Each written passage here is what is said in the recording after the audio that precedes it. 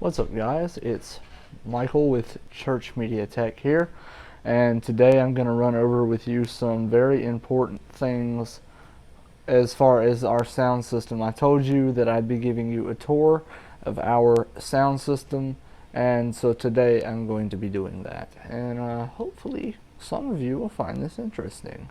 Let's go.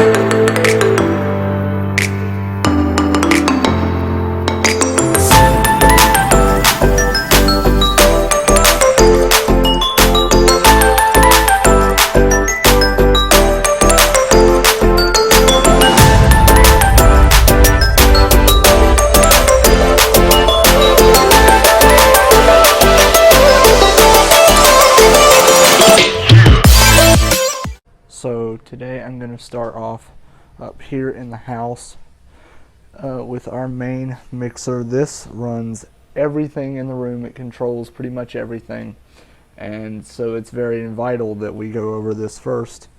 This here is a Yak. I don't know, y'all tell me, but that's pretty much what this is. It's an analog board with tons of great capabilities, such as Bluetooth, so I can Bluetooth the Easy Worship computer into this soundboard, and we can run it out to those speakers. It's got dual channels here, so it's kind of a digital setup. You can put two mics on this one channel or two instruments on this one channel depending on what you're going to use it for, so that's something pretty good to have. And since we're already in the house, which is where the main stuff is to control everything, I might as well show you our mic box. Now, you've seen this in the last video, but the mic box is very important to our wireless microphone system, which you'll be seeing here in a moment. And yeah, so this is our digital mic box right here. It has the two mics and the addresses to those mics down there, and then you've got our antennas, and that runs out to our house speakers. Oh, and guys, I just looked up the name of our mixer down there.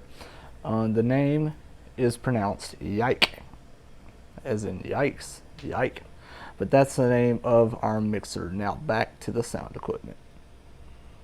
Now that we are done over there at the house board, we're going to come back to another main soundboard, which is our drum set board. Now this board here, as you've also seen, controls this mic up here. It controls the snare mic right there. And then I'm going to try to hoist you over the kick. And you see that there's a mic in the kick drum down there. And so this drum board here is controlling all of the sound. So our sound guy every week has to come back and reset and rework with this and make it right for whichever songs we're doing. Now, for the people that will find this channel, and when you watch this video right here, when you do find this channel, share it with your friends. Maybe you have a friend that's interested in learning technology or sound system tech, and it's good because, see, the deal is I don't know everything and they don't know everything. So it's like we're going to be learning this together, and it's kind of a mission that I'm going on. This is my passion, to learn worship technology and things of that nature. And so it's so important to me that this reaches a lot of people that are also interested in worship tech and church technology and everything among those lines. So please share this with your friends that may be interested, and we can all go on this journey together. So yeah, that we have covered the two soundboards that make everything work. We have our keyboard. Now this is also instrument, but it is sound equipment, and so therefore I am going to show you. We have the XP80 Roland. Now it's an older version of Roland, but it works just fine for us. And we've got these, which are our wireless mics. And this is also a vocal mic too, so everything here works just fine here with this keyboard. So if you or your church or anyone you may know is going to get a new keyboard, I strongly recommend the Roland here.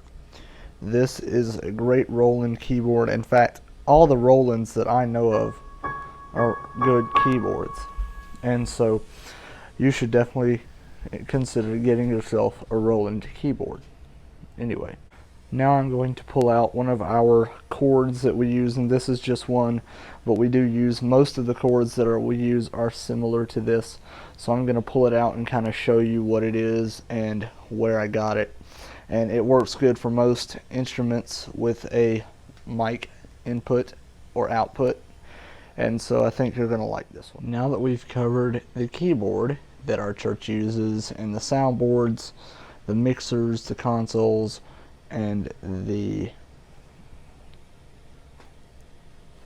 digital mic box, we are going to go and now look at the speakers our church uses. And I think you guys are going to find it very, very good for a low budget sound system. So here we go. So this is an Ion speaker. It is a 500 watt. It already has an amplifier here. I'll walk you around and I'll show you. It already has an amp built in back here. You've got the adjustments here you can make, the modes, the light modes, and then you've got the mix out. This is an analog one. Now we do have a digital one, which I'll be showing you in a moment.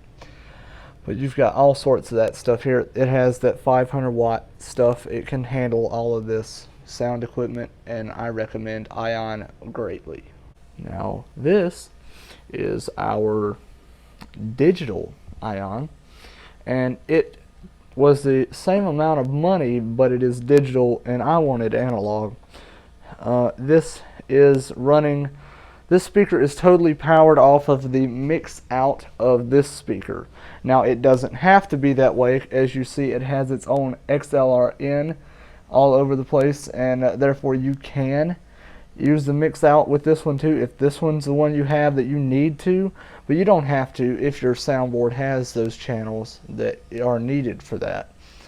And this is a same 500 watt amp already built in.